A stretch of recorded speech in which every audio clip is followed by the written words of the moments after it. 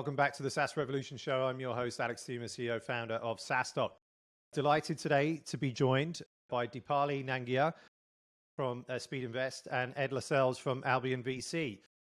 Welcome to the SaaS Revolution Show, guys. Thank you for having us. Yeah, thank you. Great to be here. Good to have you. I see you're in different locations. Are you both in London? I'm in London. Yep, absolutely.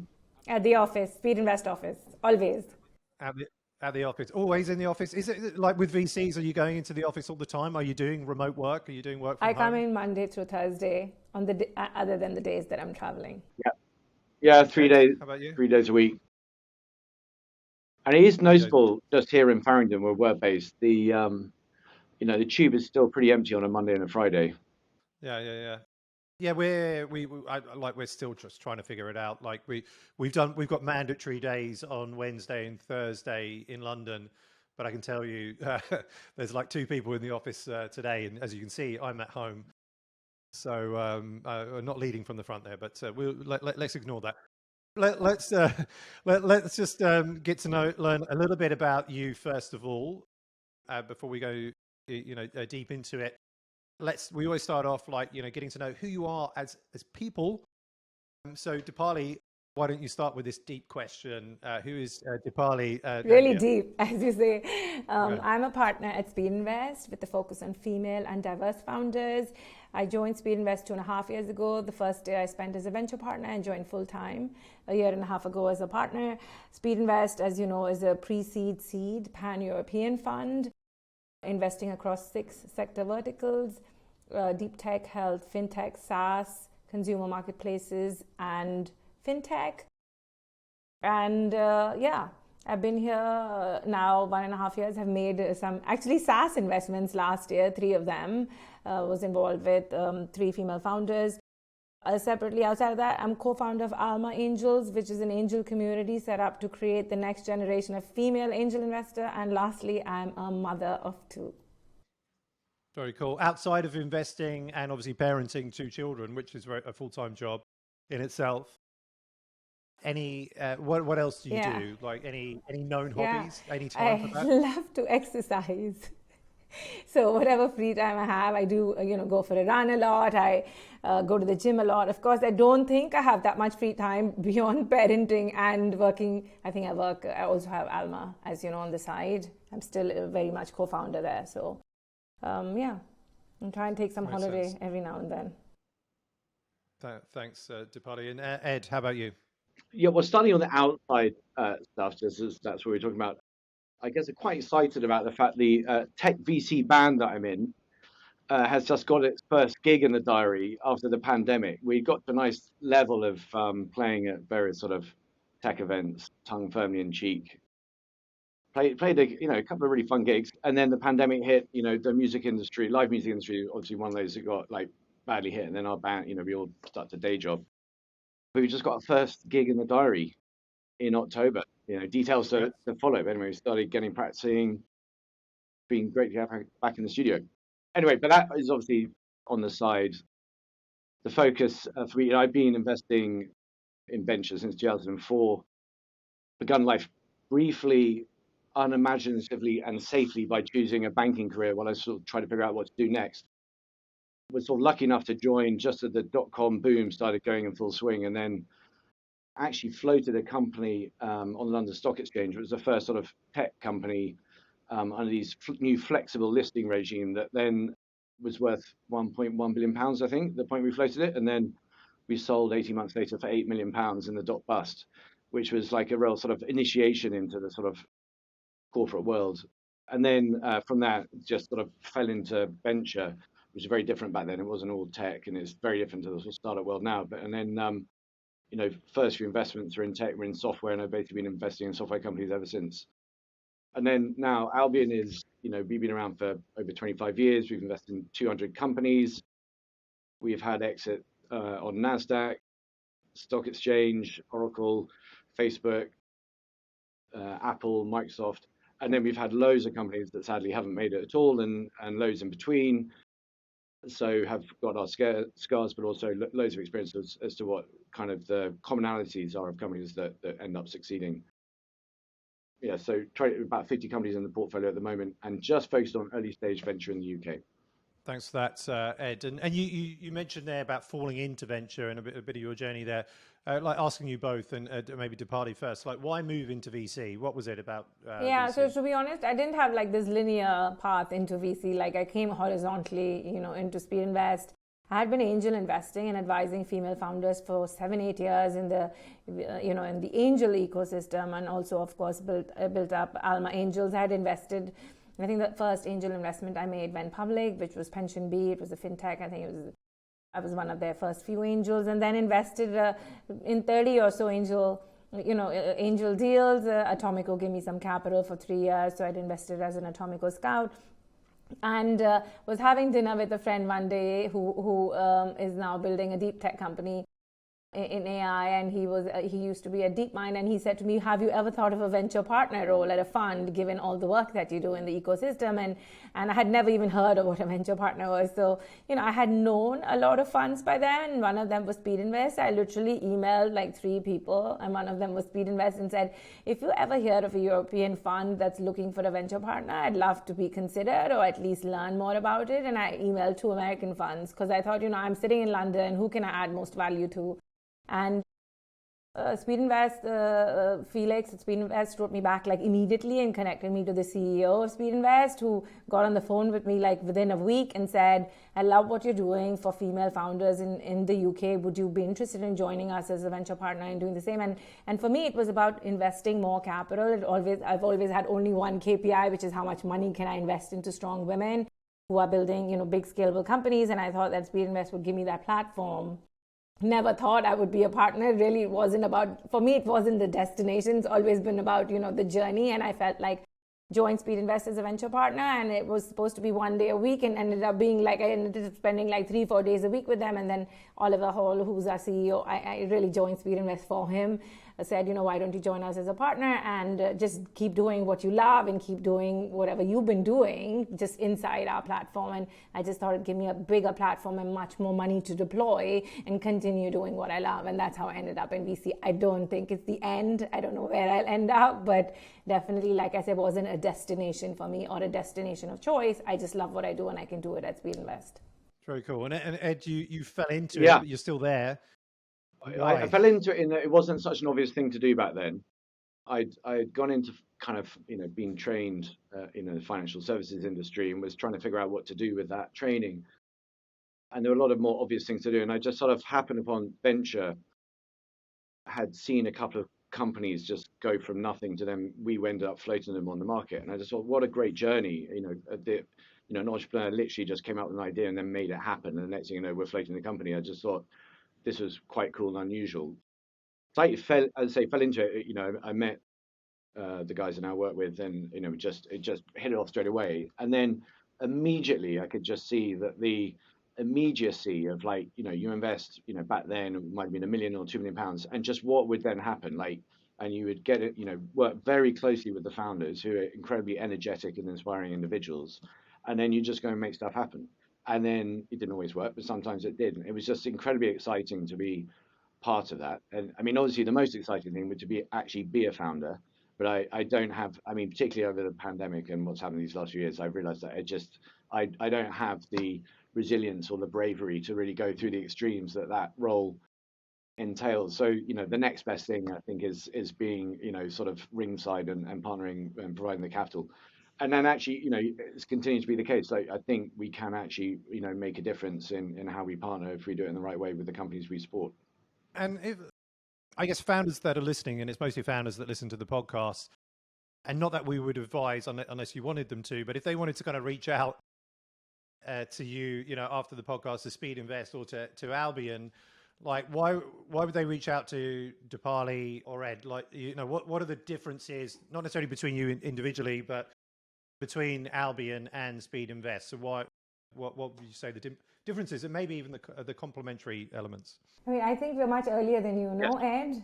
You'd like to invest in our companies, I would think, right? So exactly. We're quite early, Alex. We're pre-seed and seed, and come in much earlier than Albion and Albion, and we are also focused beyond SaaS, right? So we have other business models, we had marketplaces, and we have other things that we invest in, and different sectors, but I'm sure Ed can explain the Albion thing. And we also invest in the emerging markets. We have, I also look at investments in Africa, in LATAM, and we have a big investment in India. So we look quite broad, but very early stage. Cool, understood. So Ed, you Series A and above? It's at the product market fit stage. So I think once you get, which it can be different in terms of revenue and what you might call a seed or a Series A, to, be context specific. But the thing that we haven't proven to be quite as good at is sort of figuring out which companies are going to get to product market fit, and do customers want to buy what the company's selling. But like once we get a feel for that, and that can be quite early, then we're a great source of capital for the right company. And the where, I guess, where we sort of, what we bring to the table, we've got loads of experience. We've been top quartile rated in our peer group for decades, and had seen lots to bring to bear. We've got very specific domain focus in software and healthcare, and then sort of within software, sort of AI, fintech, increasingly looking at climate tech and deep tech. But anyway, there's lots of things where we go very deep. And then the sort of value add that comes with the money is something that we've really sort of doubled down on of late. And this is, I guess, kind of really focusing on team build, on go-to-market, the kind of strategic focus, and then we'll help companies with financing afterwards. So those 4 areas. And the team build is probably the biggest area in particular. We've got the platform team headed up by Jane Redden, who joined us a couple of years ago, have really kind of systematized this. And it's really coming back to the fact that we have seen all these journeys, and there are just, I don't know, is it 30%, 50% of the sort of, I guess, challenges that a company will go through on its sort of path to category leadership, are similar across all the companies. And a lot of them are around team building and hiring. And like, founders might come along and say, right, we need a CMO as our next hire. And like, well, is it a CMO or is it a VP marketing? And is this, and actually, have we got the right go-to-market motion in the first place? And then, another absolute classic might be, going from a sort of founder sales strategy to sort of building up the team. But there's so many different things, founder issues, some people aren't putting at the same speed. How do you deal with that? So we do a lot of work with that. It's the opposite, I guess, of like just providing the money and being a supportive ear to answer questions. So that sort of thing, I think all good investors will lean into that. But we've really trying to build that thing and put a lot of resource behind it, and trying to capture the learnings across the sort of decades and breadth of the portfolio. Yeah, we also have a platform team, so beyond capital, exactly like Ed said, try and do a lot of these things at the earlier stage, right? Where we often meet founders where there's no co-founder, there's no CTO, and we're putting them together. So really incubating at the very early stages. Makes sense. And recently you guys teamed up, Albion and Speedinvest, to start Radio Accelerator, right? Which is I think a SaaS focused accelerator for female founders in SaaS. Can you tell us more, like, why did you come up with the idea? Like, why did you team up? Sort of both of you. Who is it for? Just tell us a little bit about the origin story there, and a bit more about it. Yeah, I mean, absolutely. So given the work that I've have been doing with female founders for the last 8-9 years, obviously got approached by the Albion team, who I know quite well, big fans of a lot of the ladies in there, and obviously have met Ed. But they reached out and said, we'd love to do something. And so we kind of brainstormed and came up with this idea. And of course, focused on SaaS, given Albion's focus on SaaS, made sense if we were to team up on something. And, we would have liked to do something beyond the UK, but again, Albion's focus is on the UK. So we kind of kept it to the UK. And for me, it's very simple, Alex. It's really building the top of the funnel, because there are lots of women who are at great corporates and who might be ideating, and how can we help them and also build our pipeline in the early stages. So it's very much about that. And also felt in the current climate, there might be women who've been laid off, or just like there's a lot of talent out there, and how do we capture some of that talent, and they might be interested in building, and how can we help support them through this thinking and brainstorming and learning process. So that was really it. But really, I don't think I have seen another accelerator who really starts with, within when women are still employed at corporate. So it's like the first of its kind. So very excited to be a part of it. And when I think I have a slide tomorrow, because it launches tomorrow, and some of the quotes in there, like, I think one woman wrote that I want to be part of Radia because I want to build the next GigaCon, and I am like super emotional. So when I read that, I was like almost in tears. But yeah, very excited to be a part of it. And it was, it's sort of Katya, Lauren, and Val at our stage who've been sort of coming up with lots of ideas as to what we can do to, there are lots of things that different people can do to address the sort of issue that we've seen, which is just there aren't enough companies that we're meeting in the first place that have got women running them. We'd analyze our stats, and actually, we've got sort of, marginally better than average number of companies in the portfolio run by women, and it's still tiny. And then we go and look, and it's like we're just not seeing enough companies in the first place. It's not like half the companies we see are run by women, and we're just sort of, unconsciously selecting the other ones. So, the particular gap that this is targeted at is that sort of experienced woman who's got an idea, but like, how do you go from that to actually getting the company off the ground in the first place? Because there's loads of tips and tricks that, if you speak to the right people, can help you get off the ground. And this accelerator is really just all about that sort of first stage, getting from the idea to actually, okay, right now I've got what I need to know to get off the ground, and I've got the relationships in place to kind of provide me that sort of first few weeks and months of support. Amazing. Well, great initiative, both of you. We're obviously, happy to support from the side, and kind of promote and help out as and where we need. We only know too well that in SaaS there's a real kind of lack of diversity, certainly at the top. In fact, today, I mean, we've got this thing called the SaaStock founder membership, which is like a support organization for SaaS founders, and we got about like 100 founders as part of the group, and only 5 women. Only 5 female founders there. So today I put a WhatsApp in the group, and it was just like, hey, look, we know that like a lot of you want more diversity, want more women to kind of join the group.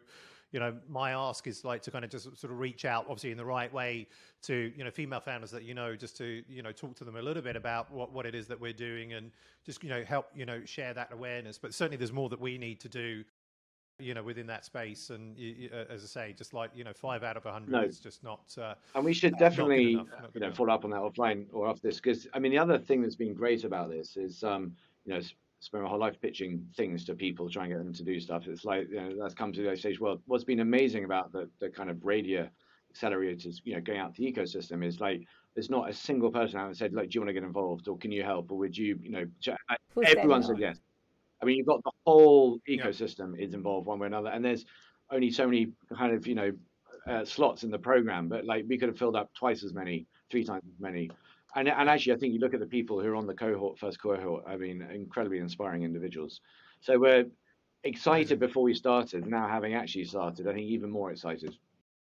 Yeah, I would say just a few stats. I don't have the slide in front of me, but I was looking at it yesterday. 50% white, 50% non-white. I think.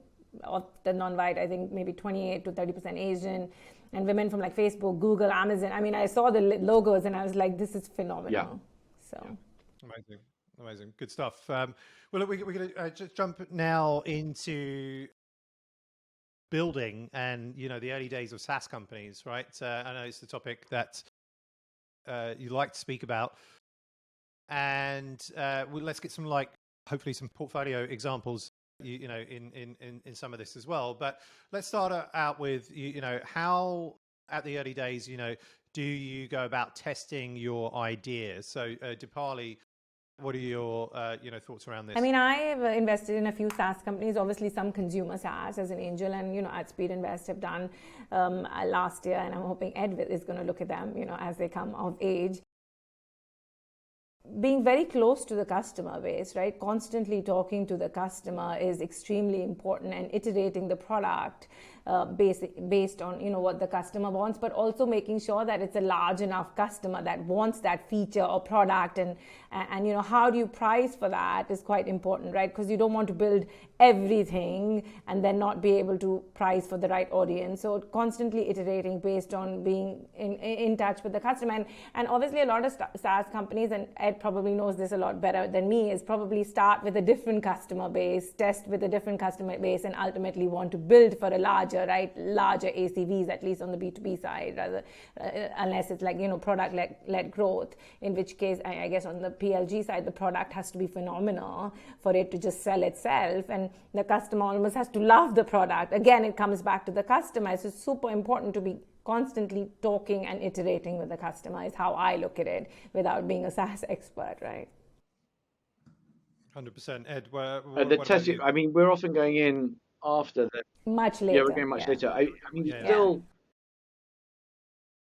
Yeah, I mean, it's that said, like, lots of the companies, particularly in the UK, will sort of get one of the first product out, and then you're trying to get the next one out into the market. But at that stage, you've got quite extensive sort of customer relationships, and you can sort of do a kind of, the fast fail approach and just get things out there. Definitely don't overthink it. Yeah. And it doesn't have to be perfect, right? The product doesn't have to be perfect for it to be out, because if you keep waiting for it to be perfect, then, somebody else might come and do it, right? Exactly. I mean, they say you should be embarrassed by the first product and the first website, right? And can't wait for perfection, right? And also, like, I don't actually have the stats, but I think that most companies, most startups, early stage startups fail because they build something that people don't want, right? And they haven't spoken to the customer, and you just kind of have this single tunnel vision that you're creating something amazing, but actually nobody wants it, unfortunately. What about raising angel funding? Obviously, this is something you've been an angel investor, Deepali, done a lot of that. What are your thoughts in terms of like how to go about raising angel funding and why you'd want to do it? I mean, obviously I had this focus on female founders. So very specifically, women used to approach me because, and I think it's very important for when you approach an angel, just like you approach a VC is, right, really understand what they want to invest in, try and find out, do a research about them, because often you get so many pitch decks and you only have so much time. And if it's not something interesting, like it's almost like every angel also has an investment thesis. Of course, angels tend to associate more emotionally with the problem, right? You have many angels who are not thinking like VCs. They probably are thinking more also about social return, not just financial return, and not operating within a fund model, right? So they just have more leeway. But I think understanding what the angel wants to invest in is quite key. Also, angels know other angels. So once you find an angel, you need to, ask them for other intros, because tend to be that they will know other angels. I remember a female founder reached out to me cold, maybe like 3 years ago on LinkedIn, and said, "Hi, Deepali." It was in SIA. She's actually building a bioplastics business called Shellworks. And she said, "I know you have invested in a similar space in a business called Planera, and I'm building in bioplastics. I know you have an interest in it. Would you have time for a chat?" And I met her 2-3 times, and I loved her, loved what she was building, invested in it. And now she's raised, I think, last year, a very large seed from Local Globe. But what I mean is understanding who you're pitching to is super important, and kind of aligning with the interests. We get lots of decks at Speedinvest, and we're like, they haven't even read our investment thesis, which is so clearly laid out on the website, and we are publishing every day, on different sector teams. And I think understanding the angel and having allies, right? I think with female founders, always feel it's great to have a male angel as an ally who will open doors to other male angels, because they do write big checks.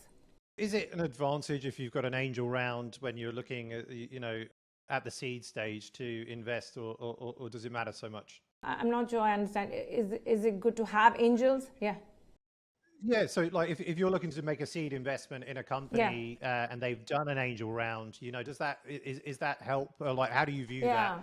In terms of your decision-making process? I mean, I don't think it makes a difference. We want a good cap table, right? I don't want to have them giving away a lot of equity at a very young stage, whether it's an angel or an accelerator, right? So that's what makes a difference. But angels can be, in my view, they're like the lifeblood of the early stage ecosystem, because they can be really value add in the early stages of business, because they will open up their Rolodexes, they will bring industry expertise, depending on who the angels are, they will help you fundraise. So I think angels do a lot. And to be honest, from a VC standpoint, people are always like, oh, let's clean up the cap table, there's so many angels. But angels are amazing, especially at times like this, when it's hard for founders and female founders, because there's like this bias towards second-time founders in a down market, even more so.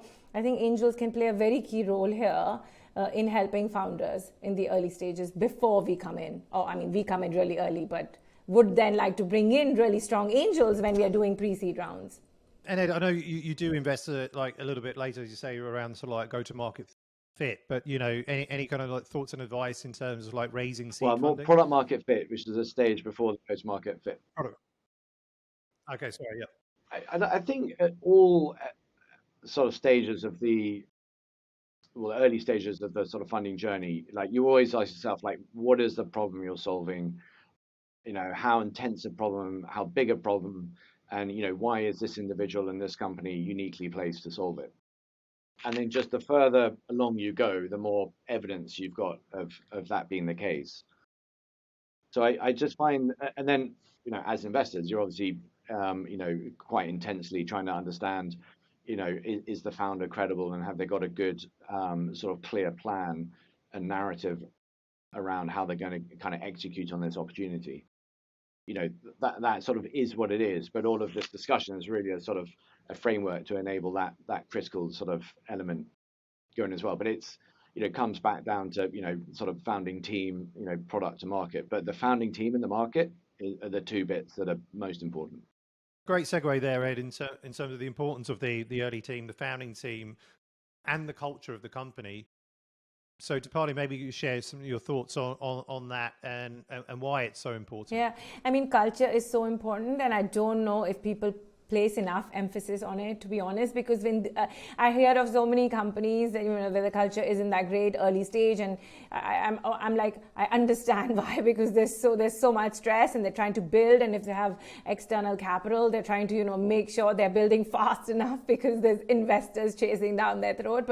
But culture is so important. Even when I look at, you know, Speedinvest, and the reason why I joined Speedinvest was because, you know, like you said, leading from the front. Our CEO is leading that cultural change and wants to make sure that everybody's happy and thrives. Of course, not every day is a happy day, but overall you need to be happy, because that's when you're productive, right? So happy people are productive people who can then deliver. So I think culture is super important in any organization. Went and spoke about this last year, I think, in Eileen's business in Fertifa, because, you know, these questions came up in terms of how you know, view culture. And then secondly, obviously, diversity is super important, because ultimately you want to be able to serve the customer base, and your employees need to understand those customers, right? And customer comes in all shapes and sizes and colors. So I think it only is to your advantage if you have like a diverse firm with a good culture. And I think it's obviously hard. It's not easy in early stage businesses. It's not easy in big companies, because the bigger it gets, the harder it gets. You know, there's definitely a size that suits well for culture, but I think it's hard on both sides. Yeah, I agree. I mean, we worry about this massively. It's so important, and it's a thing that sort of survives over time and enables a business to scale. And most people are not intentional about it. It just sort of is, and it just often is whatever the sort of the founder or the founding team, how they interact with each other, sort of just by osmosis permeates down. But you can be quite intentional about it. But I always remember the first time I sort of read about the door desks at Amazon, and I just sort of loved that story about, you know, just showing, you know, like there was this focus on cost control, and, you know, details matter. And if Amazon was going to win at scale against these big incumbent retailers, it had to be just ruthlessly focused on execution. And it just, you know, that really just brought to life, you know, how important culture was. And it's quite interesting seeing what Revolut's going through at the moment in terms of another form of culture, which has been fantastic for competing against, you know, the banks are incredibly powerful. But now they're going into this sort of highly regulated world and need a banking license in the UK. You know, how does that culture adapt to the different responsibilities that will then come with sort of going up to that next level?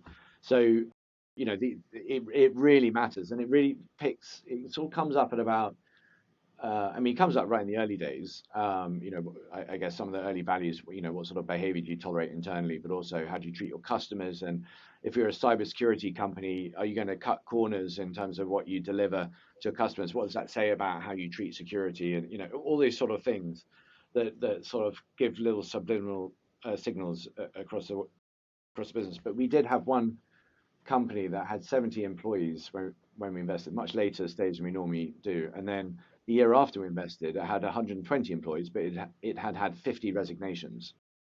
And Wow. The team presented brilliantly. The company was in a great sector. The product was superb, but there was this cultural issue that as soon as the business scaled over so many people, the wheels came off, and people hated it, and they all just started leaving. And every single person then there was a good person. So it wasn't like there was a maniac in charge, or I mean, sorry, but you know what I mean. It was like it was a cultural issue that was, I know, it was just a blind spot. But like Ed says, you have to be intentional about it. I think that it's very important to be intentional about it. Agree. Well, we're going to move into the quick-ish fire round, sort of conscious of time here, and we'll do one question kind of each. So we'll start with you, Deepali. What one thing has moved the needle the most for you in your career? I would say the allyship of men. I think they're phenomenal men who can, change the trajectory of a woman's career. I think it's very easy for them to be inclusive, be it in meetings, asking them to speak, or whether it's, career progression or, any sort of or recruitment. I think men can really move the needle. And I have personally, I grew up with a father who was an entrepreneur. Of course, he empowered, enabled me in many, many ways. But over the years, I've had amazing men, including at Speedinvest, the CEO, who has completely supported me in my 2.5 years and been a complete role model when it comes to that. Amazing. Ed, what's the best advice you've ever received? So this is particularly relevant as an investor, but probably in other areas of life as well. But is never to get too happy and elated and potentially cocky when things are going well, and don't get too depressed and full of despair when things are going badly, because the ups turn down and the downs turn up, and it just try and keep a level head throughout. Deepali, what is the hardest thing about being a VC? I think it's about saying no to amazing people, and you don't know whether you're right or wrong for a really long time, right? So I think it's I feel like it's so hard being an entrepreneur, and to say no to a person who wants to build a business is really hard. Ed, what is the best way to get in front of a VC? Undoubtedly through relationships, and I hate to say, because I appreciate that it sort of reinforces the existing, diversity issue within the industry. But, if we have, which we do, thousands of inbound debts, you can't apply the right amount of mind share to each one. So if a really top angel has said this is the best company in their portfolio, you should spend time in it, you would kind of look through the obvious things and go a bit deeper. And that helps, because often the most exciting investments are not obvious. I guess the opposite, Deepali. What's the worst way? I mean, we look at everything, even stuff that comes to the website, right? Which is why we have a web form, because exactly for that reason, because female and diverse founders don't have networks. Yeah. So we try and get back to each and every person. But I do think that reaching out without even reading what our investment thesis is doesn't warrant a response back. We still send a response, but in my view, there should be no response if you're reaching out to a fund without even doing any basic due diligence on them. And I should say, I read every single email that comes in. It's just, but some of them are generic. I know. But if someone's really cleverly written something, like you do take notice. Yeah. No, I had someone who came into the office. She rang the doorbell downstairs and said, "Is there a partner free?" And there was like 2-3 people in the office that day. And she came up and she's like, "I'm here from Paris and I want to pitch my business." And I was like, "Are you here to meet anyone in particular?" And she was like, "No, any partner at Speedinvest." Did you get of course I spent time with her and I loved it. Of course, I gave her a lot of feedback on the business because I didn't think it was, it was investable for us, but I love that hustle. Yeah. Well, hopefully after we publish this, you're not going to get tens of founders showing up downstairs. Alex, I'm going to kill you. Not a good idea. Not a good idea. We won't meet you. What book should every founder read and why, Ed? I mean, it's a bit obvious, but High Output Management by Andy Grove. I mean, it is just the foundation of everything. It just explains management from first principles. It's very, very good. Deepali, I was going to say Monetizing Innovation. Absolutely love it. Talks all about the customer and how you need to, figure out how pricing, etc. That's what I would say. Okay, I've never read that one. I should look at it. What SaaS companies currently excite you and why, Deepali? And then Ed. I mean, I'm not a pure SaaS investor, right? I look at SaaS as a business model across lots of different, but if I can obviously talk about our own portfolio companies, the ones that I did last year, Surfboard, Natasha Latanshi-Stein, building for customer service scheduling. We've had her on the she's podcast. amazing. And then obviously Eileen, Yeah. which is she's building employee benefit SaaS for family health. And the last one is still building. She's building in compliance tech, but still kind of building in stealth. So can't really mention her. But yeah, these are all SaaS companies, and looking at a lot of verticalized SaaS right now. Verticalized SaaS with fintech, which I find super interesting. Cool, very cool. Ed? I think it's sort of these times when like the market is so sort of depressing at the moment. It's quite good to focus on the ones that have really broken out and won. And there aren't, if you think how long it takes, particularly in sort of B2B, to really build a significant business, it does take a long time. Cloud native only started really in 2009 as a sort of standard. Was it sort of 7, 8, 9 years until you really see companies breaking out? And we do have some early ones here in the UK, like Darktrace, for all of the stuff that's happened since, Float is still a fantastic business, incredible early story there. Onfido, is doing super well. Sneak's doing super well. And these are great companies that I think should inspire everyone sort of starting out, like just show it is possible here in the UK. As Deepali mentioned, we're particularly focused in the UK. I think it's good to feel inspired and know these things are possible. These are great companies still surviving, doing brilliantly despite the market. And if I'm allowed to name one in our portfolios, we've got a company called Quantexa, which is just absolutely flying and doing brilliantly. And they're, again, breaking barriers down in their industry that have been sewn up by the big US tech giants. And they're consistently winning head to head against some quite awesome beasts. So again, I'm very inspired when I come away from meetings with that business.